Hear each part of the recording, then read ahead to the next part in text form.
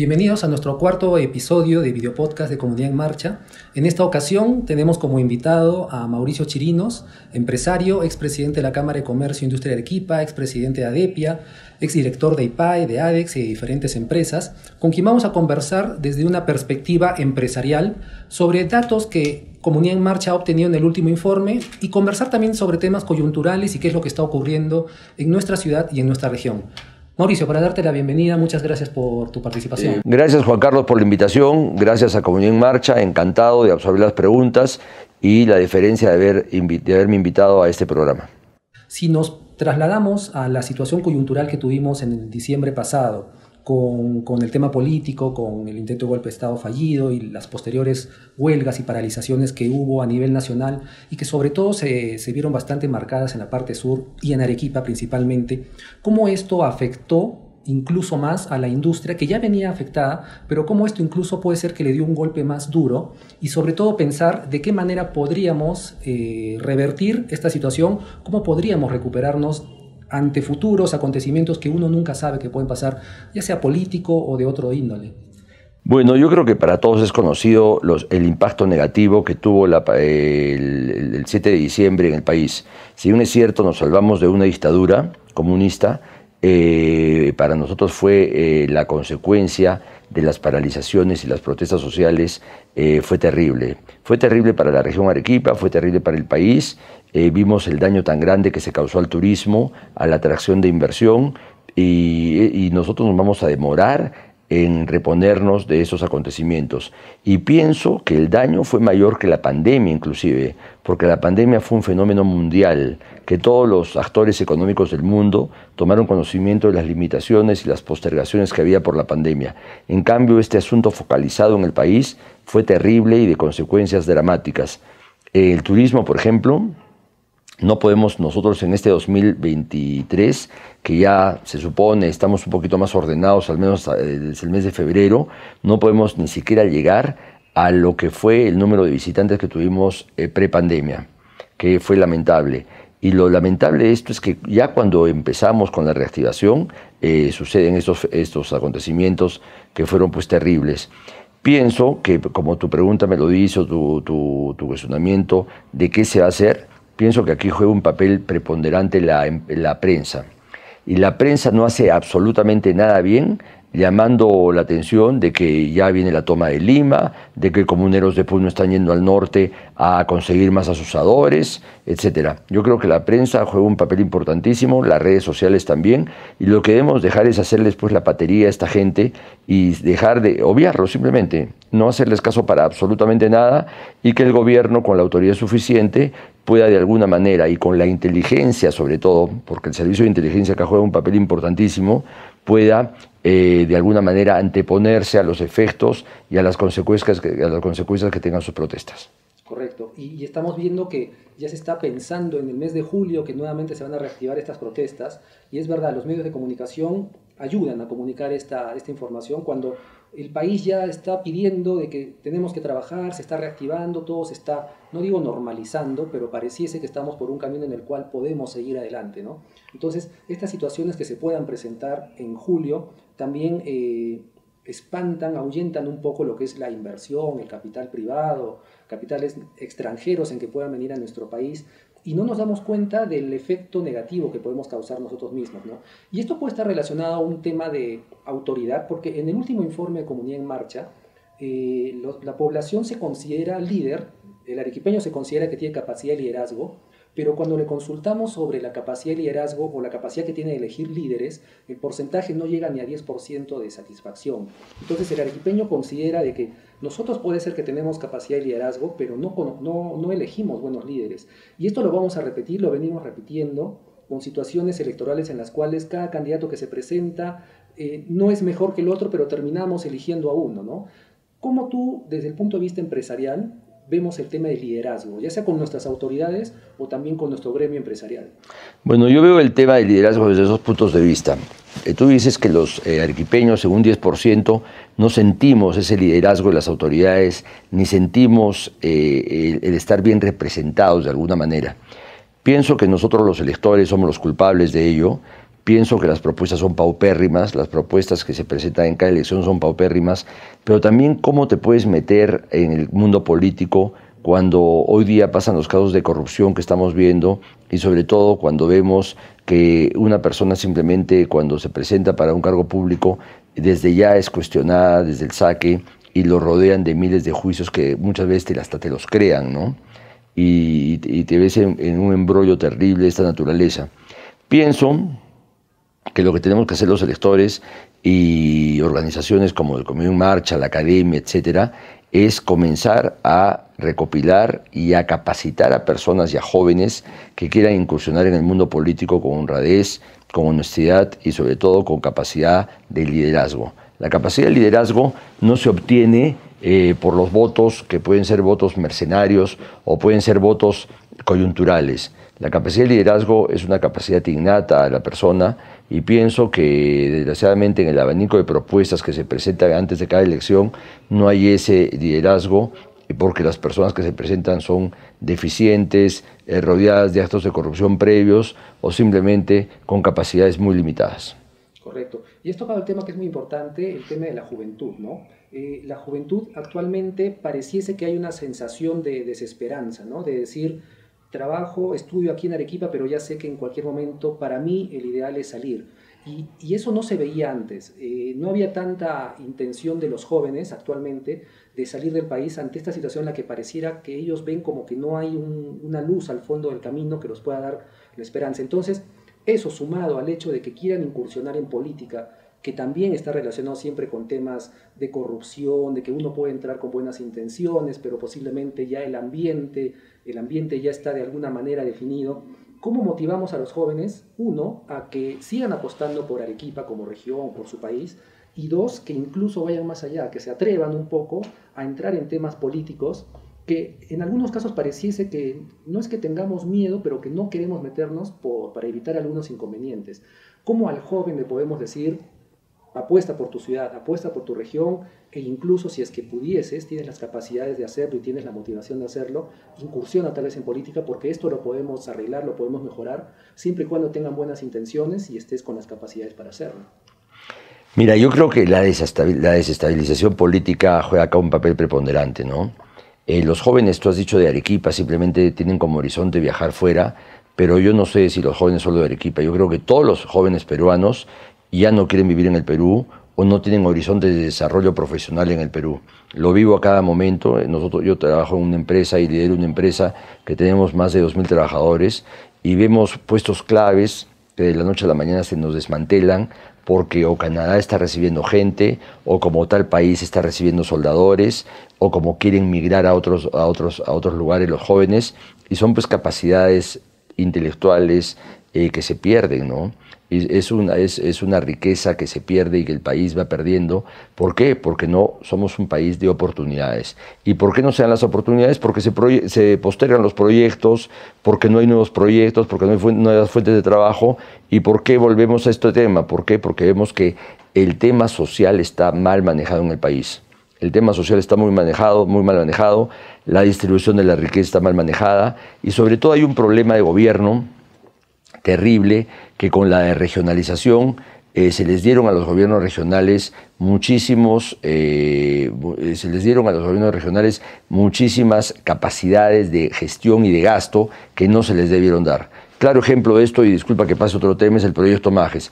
Yo soy un convencido, por ejemplo, de que el proyecto Majes nunca debió estar en manos de la región Arequipa. No tiene ni las personas ni la capacidad para manejar este proyecto. Esto ha debido ser un proyecto simplemente de envergadura nacional y hacerlo como se han hecho proyectos grandes exitosos en el Perú, como por ejemplo los que se hicieron a nivel de préstamos de gobierno a gobierno, como fue la Villa Olímpica, que se hizo para los Panamericanos, o cuando fueron otros proyectos que se han hecho sin pasar por tanto resquebradizo de la región, de los consejeros regionales que no tienen idea por lo que votan, que son gente que con la menor experiencia y con tabúes predispuestos, que la tierra tiene que ser entregada en otra unidad agrícola familiar que fue en la época de Velasco de 5 hectáreas y sin ver un horizonte pues de industrialización de la agricultura.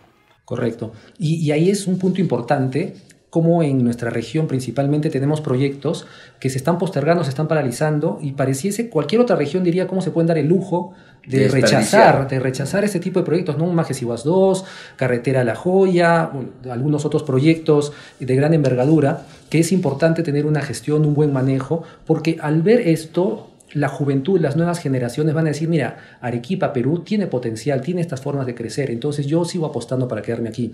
Y es importante lo que has nombrado con respecto a estos proyectos, ¿no? ¿Qué se podría hacer? Ya actualmente ha habido mesas de conversación para ver tema de Majes Iguas 2. ¿Qué solución se podría dar? Que esto nos sirva como experiencia, y es una experiencia bastante larga, pero que nos pueda servir como experiencia para que más adelante proyectos que el Perú seguramente va a tener sean gestionados de la mejor manera.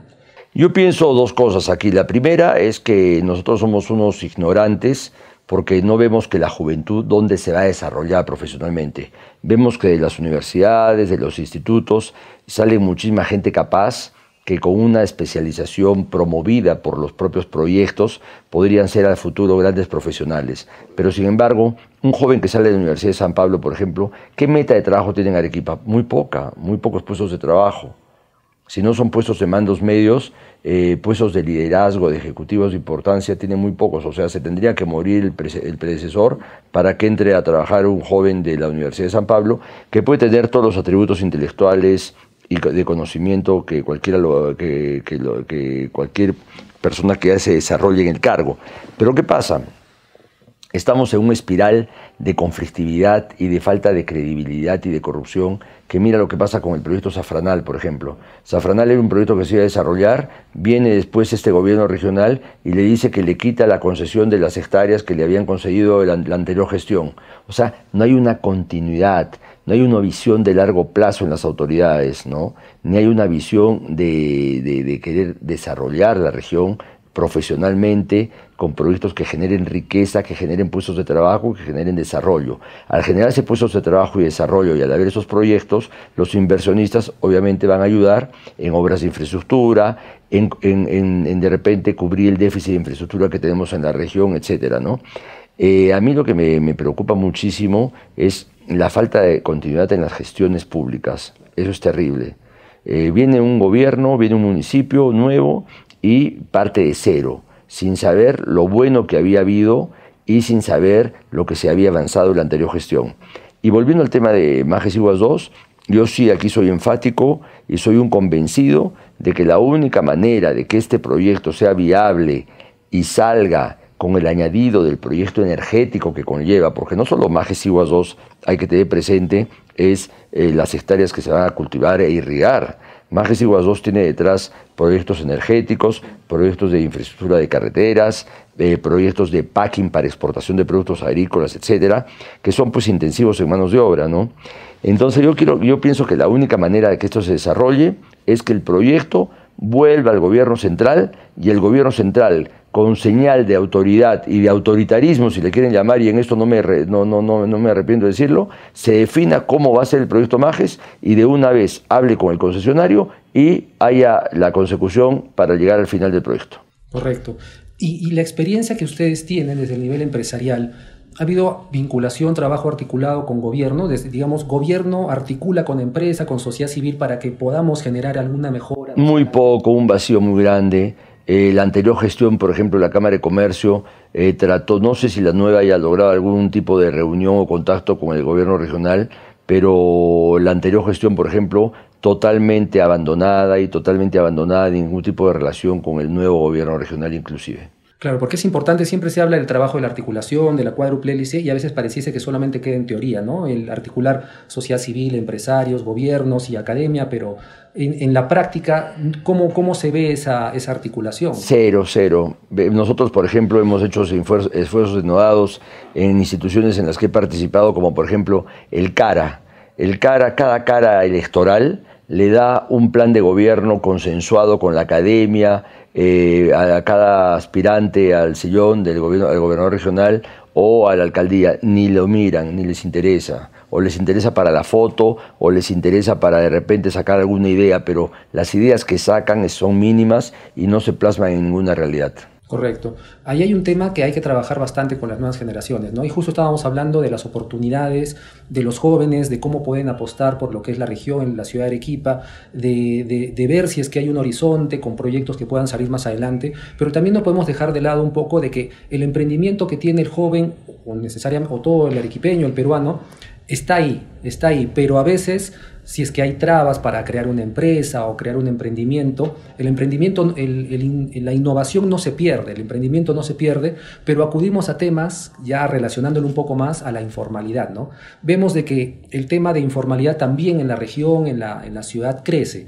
No es un indicador, digamos, que nos diga no hay emprendedores en la ciudad, hay emprendedores, pero falta algo más ahí para que ellos puedan pasar a un mundo formal, ¿no? Entonces, si queremos entrar al tema de informalidad, ¿cómo lo podríamos relacionar con lo que los jóvenes están pensando realizar a futuro, la creación de empresas, pero que también encuentran en algunos momentos trabas para algunos trámites?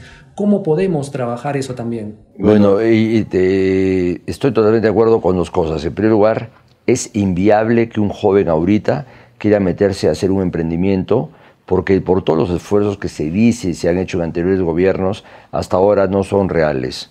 Sigue la burocracia para formar una empresa, sigue la carga impositiva que es altísima en el Perú, sigue la rigidez laboral, que ya lo hemos conversado anteriormente, que es un sobrecosto importantísimo. Entonces son una serie de medidas que se tienen que dar a lo largo del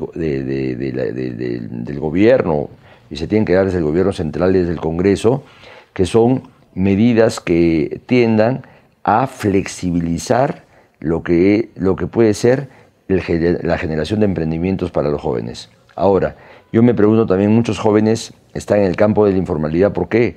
Porque tampoco cuentan con capitales semilla para iniciar un negocio, la misma banca no genera de alguna manera competitividad para hacer atractivo que los jóvenes tomen préstamos y puedan generar negocios, puedan abrir empresas, etcétera.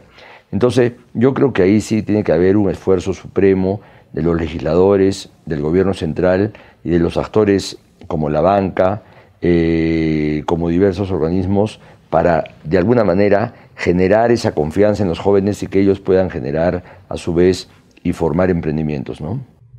Perfecto. Digamos, si tuviésemos que dar algunas indicaciones o algunas sugerencias desde la perspectiva que tienes, Mauricio, del empresariado, ¿qué podría ser más allá todavía del tema legislativo? El tema legislativo va a ayudar, digamos, en un tema de trámites para los jóvenes, pero ¿dónde más podríamos llegar? ¿Cómo motivar a los jóvenes o a los nuevos empresarios, emprendedores, a incursionar en este mundo, digamos, eliminando todas estas barreras, todas estas trabas? Como tú has dicho, eliminando las trabas burocráticas, y para eliminar las trabas burocráticas tienes que legislar. Y porque sin legislación y sin leyes, eso de que se cree, por ejemplo, la ventanilla única del exportador, que se cree la ventanilla única de formar la empresa en registros públicos, sigue siendo totalmente lírico. Seguimos con los mismos problemas, seguimos con la misma burocracia. Yo creo que esto tiene que venir del gobierno central y de los legisladores, de ser flexibles en el tema de que la creación de empresas. Y desde ya te digo, no es un tema solamente de que el cambio sea a nivel de creación de empresa per se, sino de que se flexibilicen muchísimo las normas laborales, el acceso al crédito, el acceso a los permisos y toda la permisología que pues tiene que tenerse para formar una empresa. Lo importante es que, digamos, como empresarios, ustedes reconocen que en Arequipa hay mucho talento, ¿no? Definitivamente hay talento, lo vemos en instituciones como, por ejemplo, en los institutos, lo vemos en un TecSub que es súper exitoso, por ejemplo, pero ¿qué aspiran los estudiantes de TecSub cuando salen de la carrera? Irse a trabajar al norte de Chile o irse a Chile, porque acá tenemos asientos mineros que no se desarrollan y proyectos mineros que no se desarrollan. Si hubiese habido, desde la época en que estamos en discusión, un Tía María, imagínense lo multiplicador que hubiese sido en puestos de trabajo, lo multiplicador. El otro día escuchaba la disertación del gerente de la Sociedad Nacional de Minería y Petróleo, creo que por puesto formal en la minería, formal, es decir, de que cada mina tenga un trabajador dentro de la mina, significa eso 3 puestos más fuera de la mina, ¿no? Entonces, imagínense el efecto multiplicador que tiene atraer inversión y generar proyectos y no estar oponiéndose a ellos, ¿no? Correcto. Entramos a la parte final y queríamos retomar el tema que indicaste del manejo social en nuestro país, ¿no? Tenemos los conflictos sociales por un lado, tenemos las repercusiones que esto da a nivel del empresariado, a nivel económico, en toda la región, en todo el país, pero hay empresas a las cuales, digamos, desarrollar su responsabilidad social empresarial también es parte de su política. Por ejemplo, empresas mineras donde trabajan en la zona de impacto, para no generar este inconveniente con la población, que muchas veces no va relacionado un crecimiento minero con un tema de hídrico, apuestan por temas de responsabilidad social empresarial, que en algunos casos también actualmente se ve como que algunas empresas lo hacen simplemente por un tema de marketing o de marca. ¿Cómo ir más allá? Hay conceptos como la creación de valor compartido que hablan un poco de lo que es, más allá de la responsabilidad social, estar involucrado de verdad con la comunidad donde trabajas, con la zona de impacto en la que estás. Entonces, a la empresa, como bien lo has dicho, aparte de todas las cargas que tiene, también se le exige, pero esto debe ser parte de ella también, de participar socialmente en el espacio en el que impacta. ¿Cómo lo ves tú desde el punto de vista empresarial, este desarrollo de responsabilidad social empresarial, pero digamos migrando un poco a una creación de valor compartido de la empresa? Mira, pienso que la empresa en el Perú está bastante cargada de impuestos. Tenemos un impuesto a la renta del orden del 30%. Y yo creo que, yendo al tema minero en específico, el gran problema de la conflictividad social es que nosotros y las autoridades no aprovechan debidamente la distribución del canon minero. Si se hubiese distribuido mejor el canon minero en las zonas de influencia de las minas, la responsabilidad social de la empresa, que estoy totalmente de acuerdo que haya, y que yo creo que tiene que, con sus relacionados o stakeholders, tiene que estar en continuo relacionamiento. Pero pienso que ahí también viene el problema de la mala ley, la mala redacción de la ley del canon minero y su distribución. Por otro lado, pienso que definitivamente las empresas tenemos que ser responsables, en primer lugar, cuando explotamos recursos naturales, de ser compatibles con la zona, con los pobladores de las zonas, pero eso yo creo que tiene que ser no dando plata, como por ejemplo, en algunos casos se daba hasta dinero en efectivo, pero sí fomentar la vinculación de la población con la empresa, ¿no? Correcto. Por ejemplo, que creen su empresa de transportes, que creen su empresa de limpieza, es decir, que haya un toma y daca de servicios compartidos y que la minera pueda gozar y disfrutar de los servicios que genere la población y a su vez genere empresa, porque no solo trabajaría con la mina que le dé el trabajo, sino también puede crecer y relacionarse con otros proyectos, ¿no? Correcto, ahí hay temas más que de entrega de dinero, como tú dices, que a veces pueden caer en un tema asistencialista. Lo que se debería aportar es para temas habilitadores, transformadores, ¿no? Que se desarrolle la economía, pero que ellos mismos sean capaces para que sea sostenible en el tiempo y más adelante ellos ya se... Ahí has dicho una palabra importantísima, la sostenibilidad es lo importante. Por ejemplo, si una empresa minera decide o una empresa alpaquera o una empresa textil decide que algunos de sus trabajadores o los pobladores de las zonas mejoren su capacidad de fibra, mejoren su calidad de los animales, o en el caso de las minas puedan tener su empresa de transportes para ayudar a llevar a personal, o puedan llevar sus productos o sus insumos, en buena hora, ¿no? Correcto. Y entrando al tema ambiental, ahora se habla también mucho del tema de la economía circular. Entonces, también las empresas ahora tienen que adaptarse a este tema de la economía circular. ¿Cómo lo ves tú? Bueno, la economía circular ya es una realidad en muchas empresas. Yo creo que nosotros tenemos que ir a campañas en primer lugar, de certificaciones. Tenemos que ser certificados. Es otra traba más. Ahora, por ejemplo, si no tienes diversos tipos de certificación, ya tu producto ni lo aceptan. Certificación de comercio justo, certificación de cuidado ambiental, certificación de producción limpia, certificación de saneamiento, etc. Entonces, son cosas que van sumando, pero que se tienen que dar en un contexto de globalización y en un contexto de que tu producto va a ser más apreciado cuanto más certificado esté. ¿Y qué significa un producto certificado? Es un producto, valga la redundancia, que se produce sin abusos de las personas ni del medio ambiente. Perfecto. Muchas gracias, Mauricio. Antes de terminar, te quiero dejar 3 preguntas para que nos ayudes. La primera de ellas, si tuviésemos que dejar un mensaje final con respecto a lo que hemos conversado, si bien es cierto hay algunos puntos que tenemos todavía falencias, carencias en nuestra realidad, ¿cómo podemos mejorarlas para que los jóvenes también sientan de que hay posibilidades de crecimiento y posibilidades de oportunidades siempre y cuando se haga esto? Esa es una. Por otro lado, quisiera consultarte, si nos pudieses recomendar, según lo que hemos conversado, a quién te gustaría que podamos entrevistar en la siguiente episodio de Comunidad en Marcha, el video podcast. Tal vez alguien que tú quisieras que podamos hacerle alguna pregunta y dejarnos esa pregunta para esa persona. Ya. Respecto al primer punto, yo te diría que a los jóvenes el mensaje que les dejo, que no se dejen de alguna manera influenciar por totalitarismos que no llevan a ningún lado, ya sean de derecha o de izquierda, sino que se dediquen simplemente a pensar que la única manera de asegurarse un futuro promisorio para su familia, para crear familia y para crear riqueza y poder gestionar una vida más cómoda y superada respecto a lo que de repente ellos han tenido, es apostando porque haya proyectos importantes en la ciudad, apostando porque se desarrollen nuevas fuentes de trabajo y no sembrando odio ni discordia entre los arequipeños y menos entre los peruanos. Correcto. ¿Ya?